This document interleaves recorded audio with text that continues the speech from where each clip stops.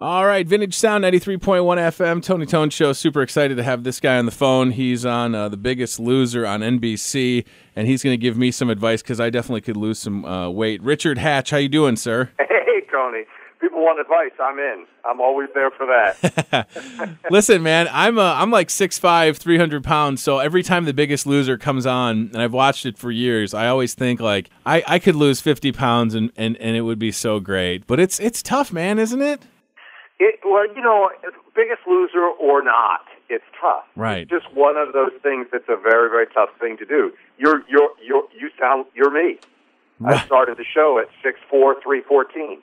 Wow. So, that's we're the same big guy. And I've always been a big guy. But I know what to do now. And I've let's just say I've been successful. So I can give some advice, That's good. So how intimidating, Richard, is it when you show up? Because obviously, if you're familiar with The Biggest Loser, I mean, they don't take it easy on people that are on the show, to put it politely. So you show up, and is it just like we see at home? I mean, it's intense, right? Well, Tony, you say they don't take it easy on people on the show. Aren't you a little bit worried for them? Yeah, right. I'm not really known to take it easy on people either. That's true. So, it works out. Let's just say that. It's tough. It's tough. It's the hours are tough. The intensity is tough. The food is tough. But I know why I'm there. So I'm happy to be there. And it's motivating for me to help the other contestants, because I'm not competing against them. I'm competing with myself. Right. It's a really, really nice place to be. Interesting twist from the other kinds of shows I've been on. So tonight's episode, 8 o'clock Central for us on NBC, Hooked on Tronics. Contestants vie for the chance to reconnect with loved ones. So, Richard, people, I mean, when you're there, you're really isolated, right? I mean, you can't talk to anybody.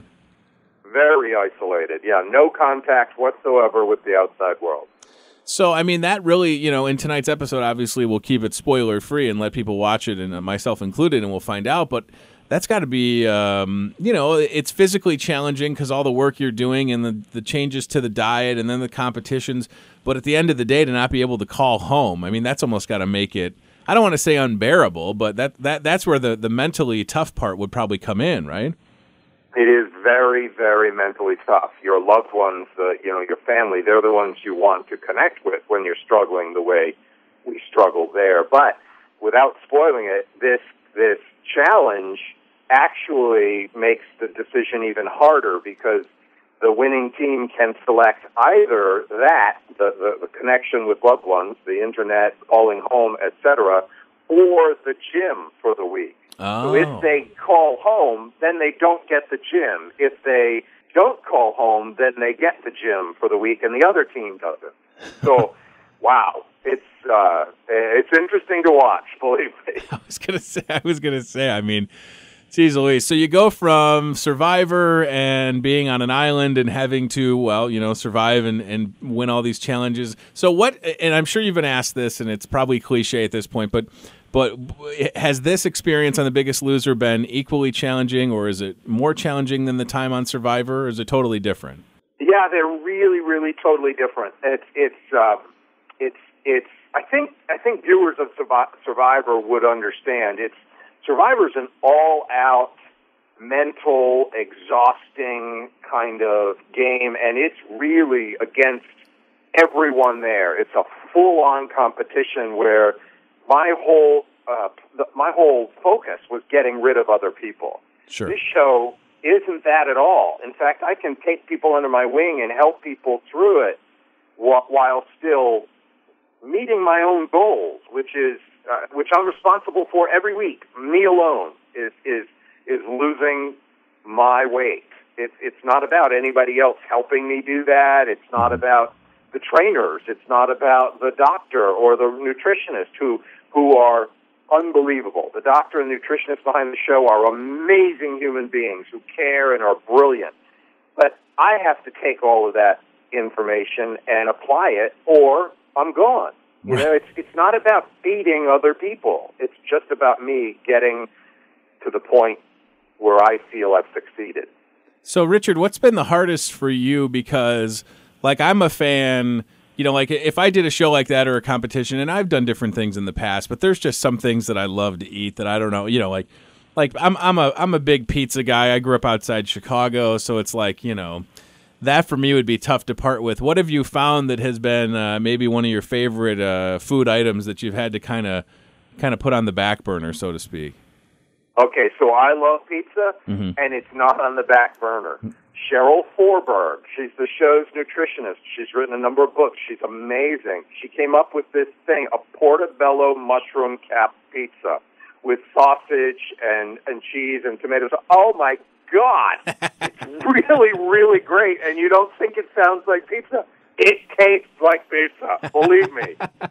It's fantastic. And you're right. I need that. I'm the same way as you. I love food. Good food, lots of it. I'm not a candy guy or junk. I just like lots of really good food.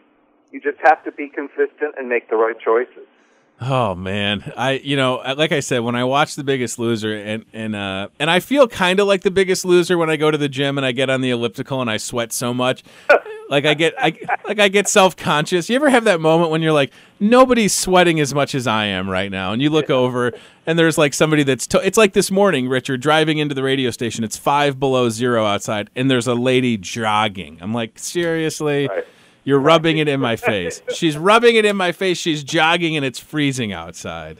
You know, I think that's a good thing to notice. But if you're in the gym and other people, who cares what other people are doing? You're in the gym. Right. Good for you. Right. Elliptical doesn't work for me because of my knee, but this Cybex Arc trainer, amazing. Every day, without fail, I'm on that thing for an hour.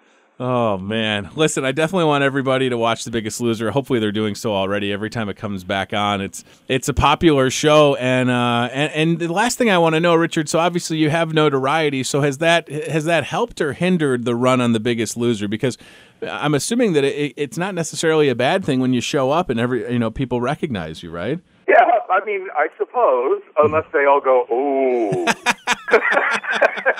No, I mean, when I showed up, they knew who I was, but I don't think it matters really. Okay. I think people might have wondered, oh gosh, what's this one going to be like? Right. But within minutes, you're in it. You're in the midst of doing what you need to do, and everybody's facing emotions that they're not sure they can face. So I'm the least of the distractions, I think. Well, listen, I'm happy for you, and I have a feeling that things are going to go well, and that you're going to inspire people that, like myself, think that losing the weight is just not going to happen. And I think really it's just it's a matter of adjusting a few things, and then we can all kind of get to a good place. And I just want to say thanks for that, because we're, like you said, you started this thing kind of where I'm at, and you can inspire someone like me. I appreciate that. Well, I'm really honored to hear that, and whether it's on the show or off, I hope you'll be inspired, Tony. Well, thanks for taking the time to talk to me. You're welcome, buddy. We'll see you tonight, Biggest Loser on NBC. Richard Hatz, thank you, buddy. We'll talk to you soon, okay? I hope. Be well. All right, buddy. Bye.